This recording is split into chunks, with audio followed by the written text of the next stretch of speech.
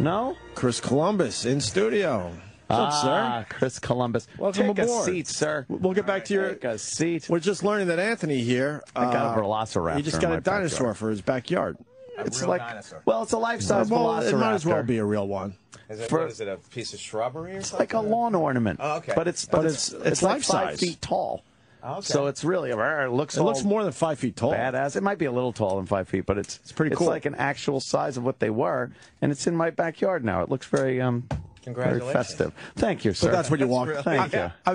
That's what you walked into. That's all. Yeah, we wanted to make you feel comfortable. I feel comfortable. I like this studio. Yeah. Yeah, it's nice and small and intimate.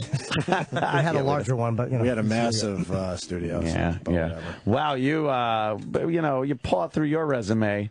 There's quite a few motion pictures that people have enjoyed over the years. Oh, thank you. I gotta tell you. Yeah, it's a little shocking when I look at it. I try to forget about a lot of it, just so you can continue to move forward. But yeah, it's kind of nice. What was the first one that you were like, wow, I think I'm on my way here? It was actually Gremlins. Gremlins was written in a New York City loft here because I had a bunch of mice that I was actually worried were going to chew off my fingers at night. And I thought these little monsters are kind of scary. I wrote the script, sent it out to 50 producers and studios. No one picked it up. Steven Spielberg was leaving, I think, on a Friday afternoon, saw it sitting on top of his desk, picked it up, and read it. Come on. No. I know. I believe you, but I have to just say that. No, but I get a call. I'm 22 years old. I get a call on 26th Street here. My roommate answers and says, Chris, it's Steven Spielberg. And I'm like, yeah, bullshit. That's not Steven Spielberg. Exactly. And it was, asking me to come out to L.A. to meet with him. And so that was, as Paul Newman said, it's sometimes about luck, and it was that was a lucky moment for me. Yeah. That kind of settled it. Have you ever gotten to talk to the people that turned it down? I'm sure they would never admit it. It's typical Hollywood. They're not going to admit it. Right. Yeah, they screwed That up was your there. first hit. That was your first hit. What were you doing right before that? I did a horrible movie called Reckless, which was written. It was sort of my love letter to Bruce Springsteen and the fact that I grew up in Youngstown, Ohio, in a factory town, and the director turned it into Last Tango in Weirton, West Virginia. So I remember sitting there. These are high school kids, and they're having sex. Brilliantly, which, by the way, doesn't exist in high school. Sex usually, for most of us. Very awkward. But they're having this, and my agent turns to me during the screening, and I'm practically crying because this guy destroyed my film. And my agent turns to me and says, Academy Award nomination. And I said, are you out of your fucking mind? This is horrible. Right. So, yeah, that was a disaster before Gremlins. But I got a follow-up question. So you know that was a good script in your own head, right? Right. And now that you're this famous, why not just try to really, make it your vision? You mean that script? Yeah, why not? I'll try to get back there. Those kind of films they're difficult to get financed. It sounds like you really believe that he destroyed your vision and messed it up. He wouldn't let me on the set. That's how much he destroyed my vision. But So you got to prove that's everyone, my first movie. So, but you got to prove everyone wrong and redo it now. Yeah, well, I kind of, I don't have that anger about that anymore because Gremlins came immediately afterwards, so that was okay. All right, fair enough. Yeah. You did Only the Lonely too. You just wrote that? I wrote it and directed it. No. Oh, did you have John Candy in mind for that, or did you not write it? I met John because John came in on Home Alone. We were doing Home Alone, and we needed a guy to play the polka guy, Gus Polinski. And John came in, and we shot 24 hours with John. We literally shot 24 hours, all of his scenes in that movie. Wow. And John and I just hit it off. So I wrote Only the Lonely initially for an Italian guy, and then I changed it to an Irish-American family and got Maureen O'Hara back into the film business.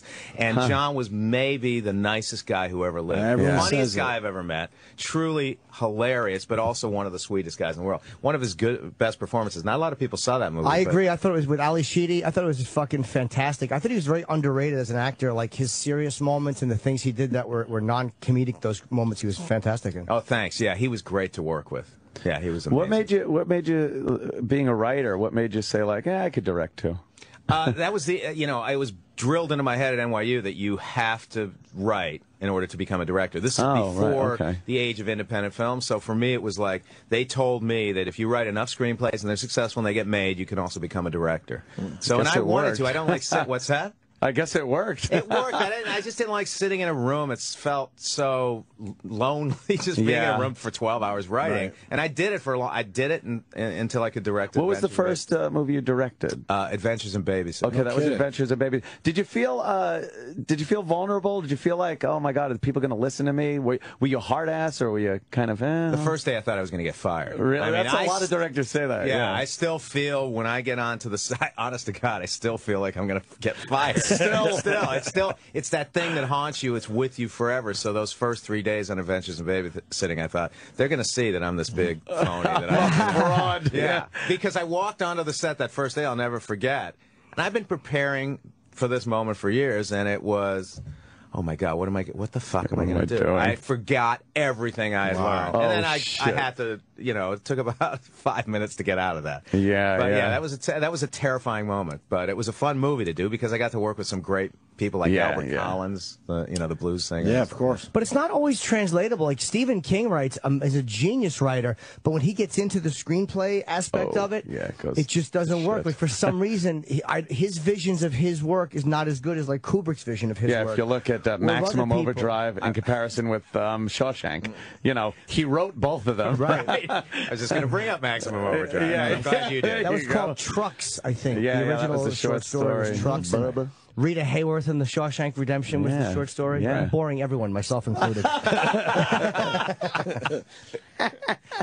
I'm sure there's a lot of listeners who know Rita Hayworth. I'm sure maybe there's a few. You never know. They probably made a good move changing the title and shortening it to just Shawshank Redemption. It's just my opinion. Good move there, Jim. Yeah. But I just wanted to commend you and say I didn't mean to pitch you against Stephen King. I didn't do a movie about mad trucks, right? No, I like the fact that you're able to translate into directing. It's not easy. It's just because I was upset. I really wanted to do it. Yeah. And you went the whole route with going to school and I went to NYU. Yeah, I went to NYU, lived here for 17 years, and then moved out to San Francisco, did a picture, and kind of fell in love with that city and moved my family there. I was Mrs. Doubtfire, so I Mrs. Doubtfire, a little film called Mrs. Doubtfire. You directed that, or I directed it. Yeah, which was an exercise in documentary filmmaking because Robin, at his most energetic and manic, would do 2 or 3 scripted takes and then would veer off. So we had 2 or 3 cameras on at all times because the other actors never had any idea what he was doing. The first time I edited a film electronically, we shot over 1 million feet of film, and we had everything from the G-rated version to the NC-17 rated version of the film. So that was a great experience, but a grueling experience. Was anybody able to kind of, because he really is brilliantly, when he's going off on a weird tangent, like was anybody able to kind of keep up with him and go with the scene, or did he kind of lose everybody?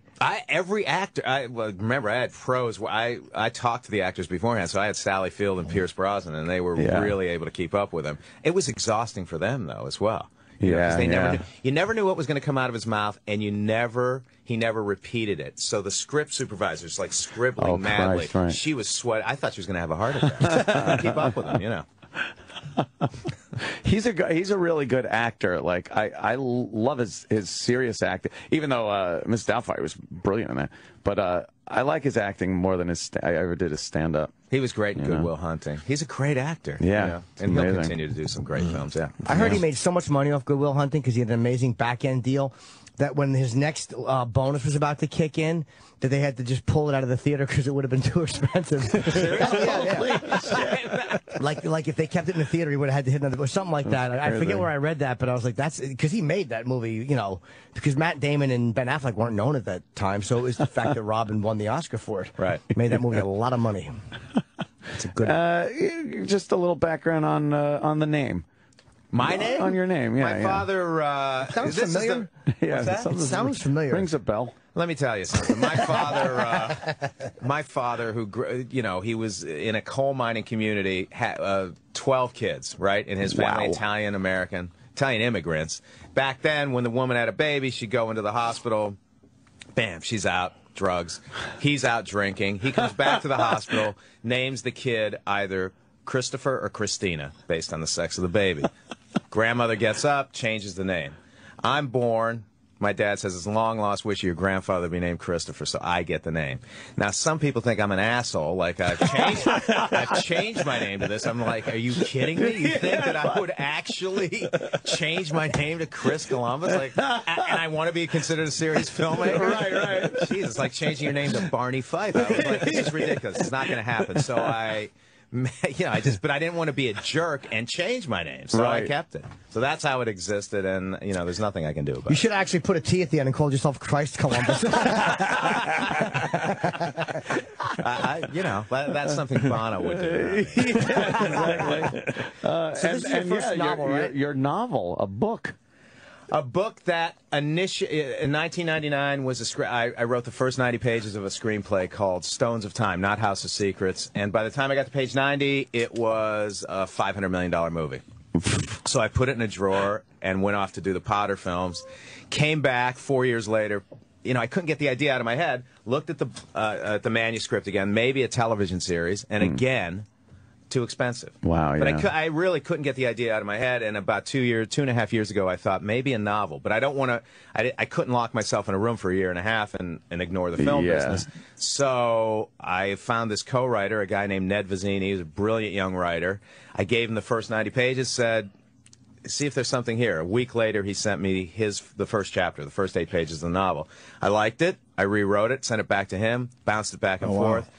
Kind of as a hobby. Before we knew it, we had 100 pages. Wow. We took it to a publisher. Now it's in 12 to 14 languages or something. So it's very exciting. And it is people are like, well, what is it like Harry Potter? Well, it's got a little of that in it, but it's mostly a thematic sequel to The Goonies. Because all these years, and I didn't take it, when The Goonies was released, I didn't take it that seriously. I liked the movie, but I was more of a fan of Gremlins. I'm like, I kind of like Gremlins a little better. And I was into young Sherlock Holmes, which I was writing at the time. So I kind of ignored The Goonies. And then once I got to London, all these 23-year-olds are coming up to me on the set saying, you know what movie changed my life, mate? And I'm like, Home Alone, they're like, The Goonies. It's just meant that. And it didn't stop. Then I started getting all these letters about The Goonies. It became more than a cult. People were becoming obsessed with it. And there's like, when is there going to be a sequel? And I said, they're 35 years old. It would be a sad fucking sequel to have these 35-year-olds on bikes looking for treasure. So I was like, I can't do that. So I said, this House of Secrets is, takes the spirit of the Goonies, but gives these 3 kids a brand new adventure to go. By the way, I disagree. I think 35-years-olds on a bike looking for treasure would be an amazing. That would be awesome. All right, I'll start writing that as soon as I read it. A little more tragic, though. That would be kind of. Yeah, but did you build in some kind of a great backstory? Like, you know what I mean? None of them are allowed to drive because of DUIs. They're all confined to the same neighborhood because of Megan's Law. Just a phenomenal backstory. Looking for treasure. So, why would it have been a $500 million movie? If you just saw where it was going?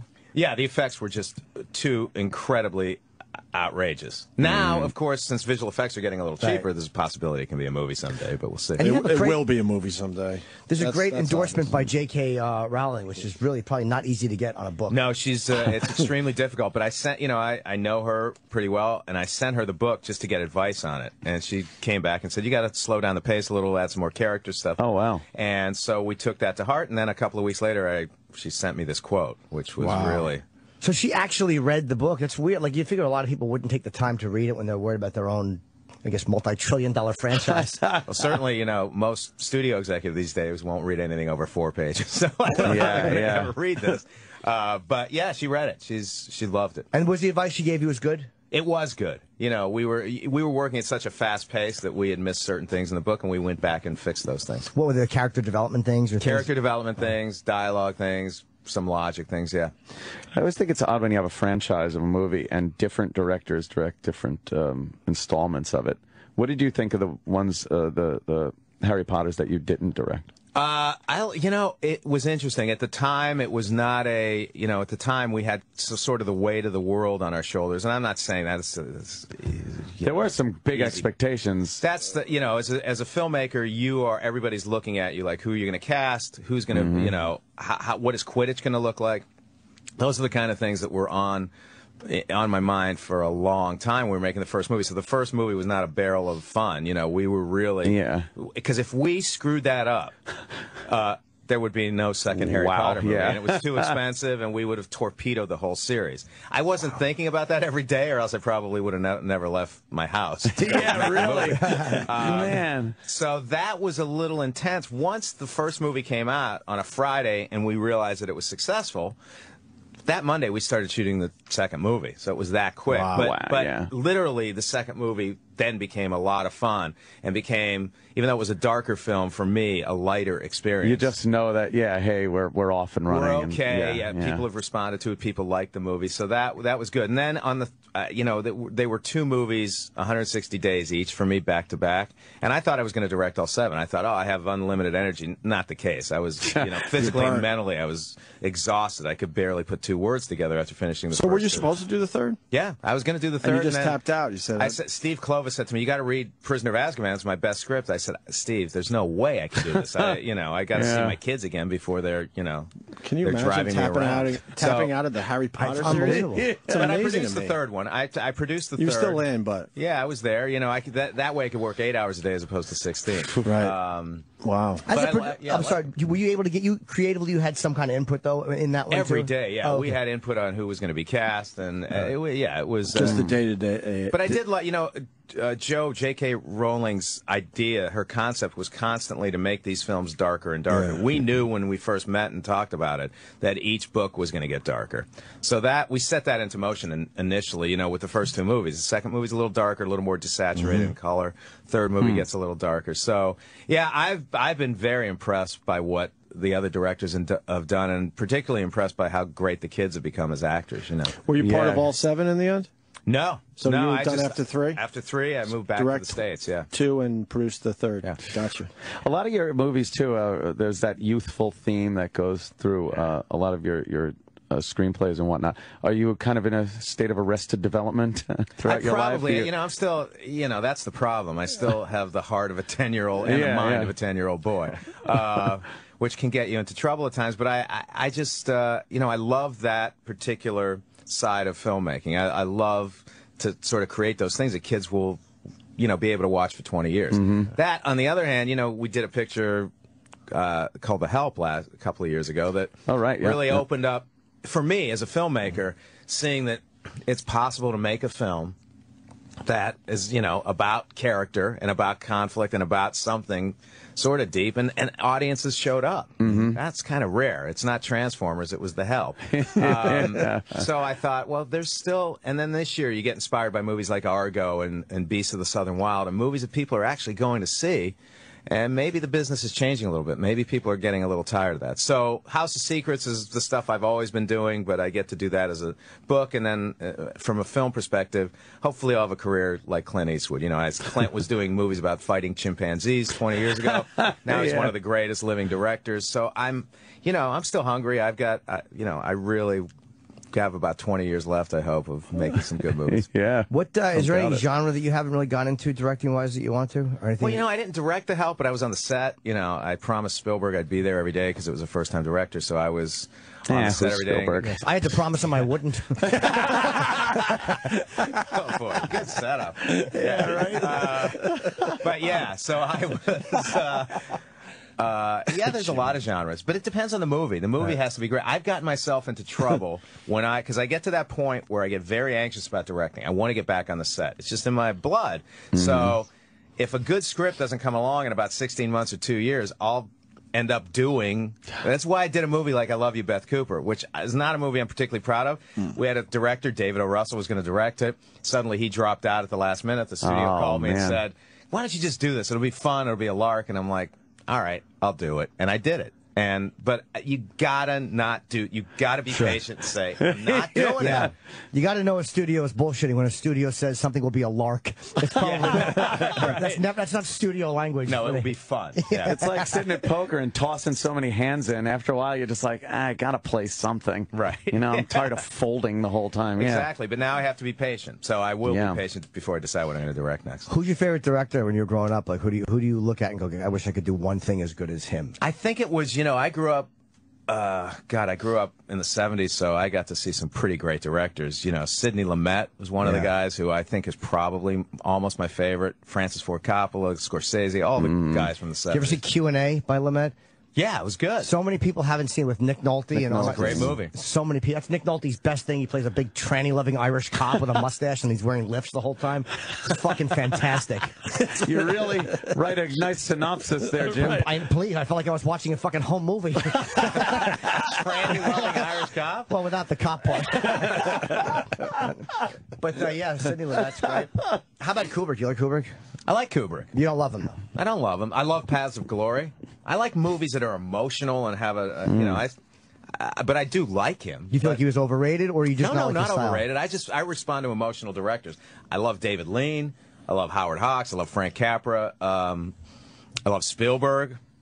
But I like Kubrick, but I think Kubrick's best films are his earlier films. I like Clockwork Orange. I like, and I really do love Paths of Glory. Paths of Glory is one of the most emotionally devastating anti-war films I've ever seen. I saw it years. Is it Kirk Douglas? Kirk Douglas, yeah, it's awesome. I haven't seen that in many, many years. It's intense. It's only 90 minutes. It's great. Which is the one? There's one of the old Kubrick movies where the bartender from The Shining, the guy who played Lloyd in The Shining, was in it, and I was like, he likes to reuse. Like the father from Clockwork Orange was also in The Shining. He liked to reuse people. Yeah, I don't know that guy. I don't know why I would ask about him. Yeah, I don't have a relationship with him. There's no reason for me to ask about a guy that had one scene in 1980.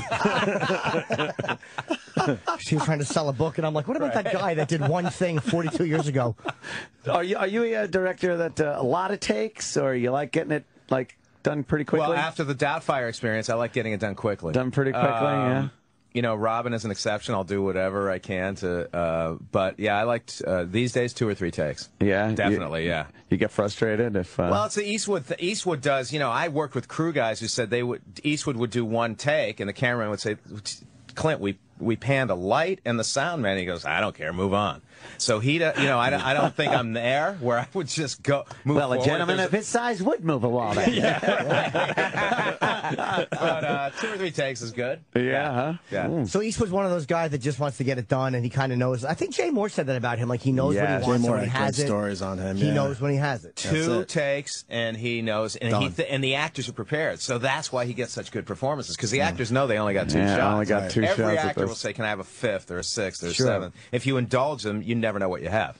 Yeah. And plus, it's Eastwood. You don't want to look like an asshole in front of Clint Eastwood, because I don't think there's any actor. Like, are there actors? I mean, even though you're the director, there's got to be some actors that if you're working with, you're like a little tentative around because of their, like, if you were working around a De Niro or a Pacino, or no? Oh God, yeah. You know, I was doing I had to talk to De Niro about a movie that we were potentially going to do about a year ago.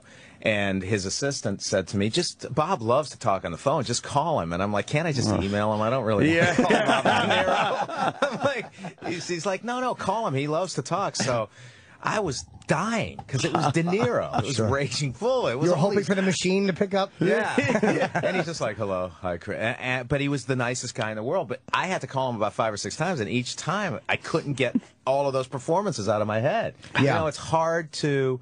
I think Pacino would be somebody like that as well. You know, and Clint Eastwood would certainly be the most intimidating guy in the world.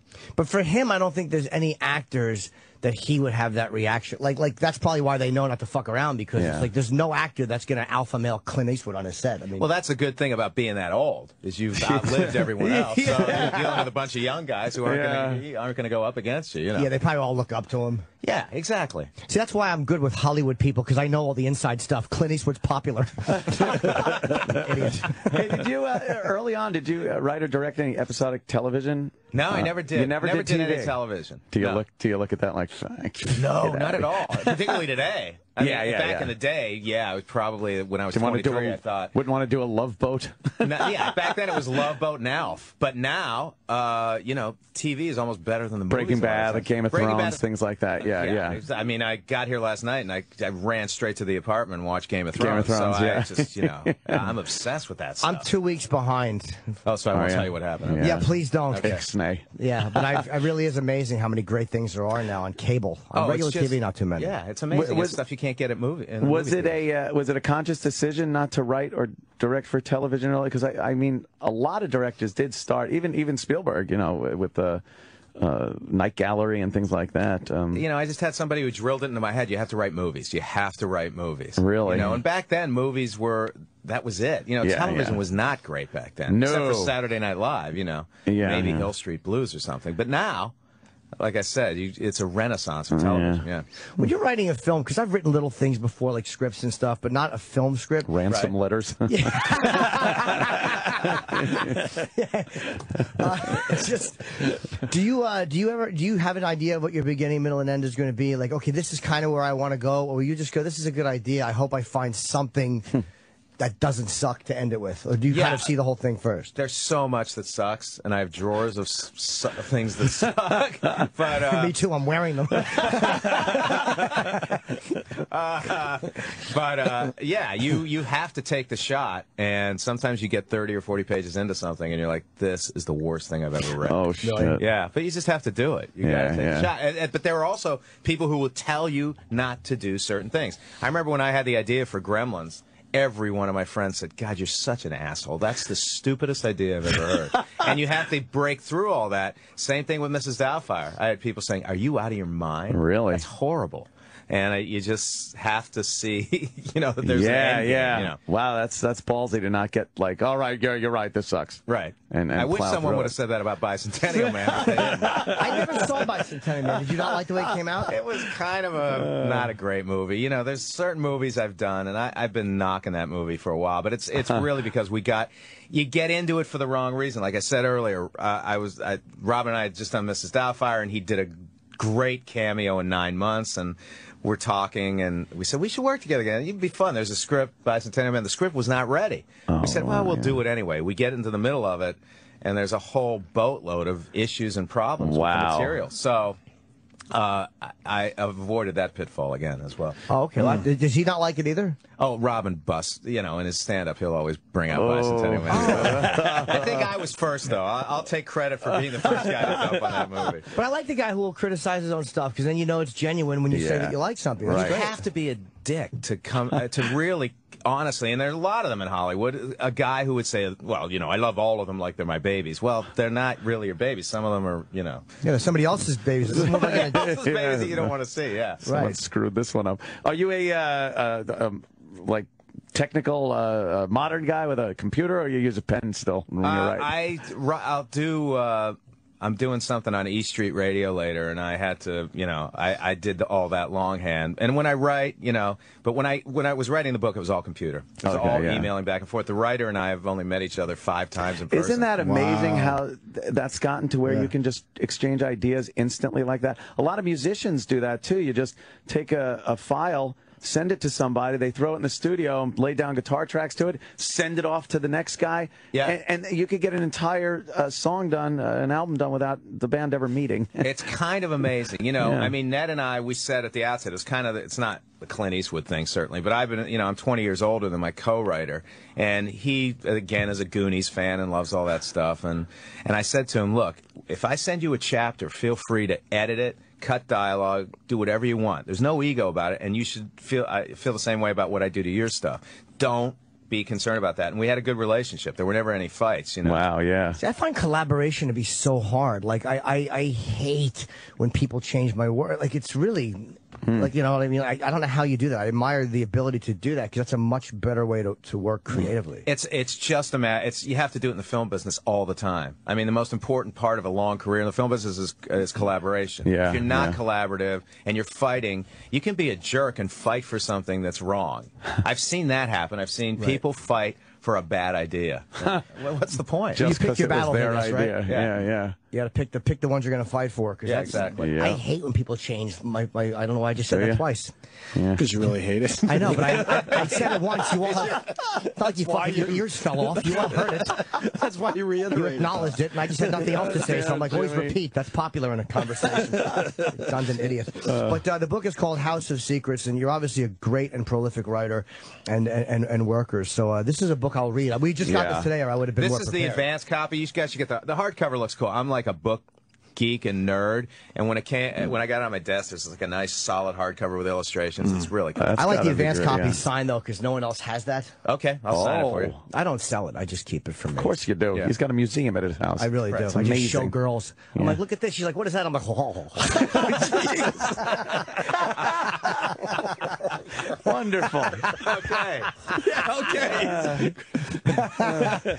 Go in and wrap things up, Jim. Yeah, well, Thanks. you know, Chris Columbus wow, is great. thanks, guys. Great. What a Absolutely. blast. This was fun. Thank you, guys. All Really right. cool. I think we're done too, huh? This Timmy? Saturday night, I will be at the Moon Tower Festival in Austin performing, and Friday night, I'm doing Marin's live podcast in Austin. So if you want to see me, I'll be there. If not, ignore that. And I guess we'll see everybody tomorrow. Chop, chop. Yes, thanks. The Opie and Anthony Show is premium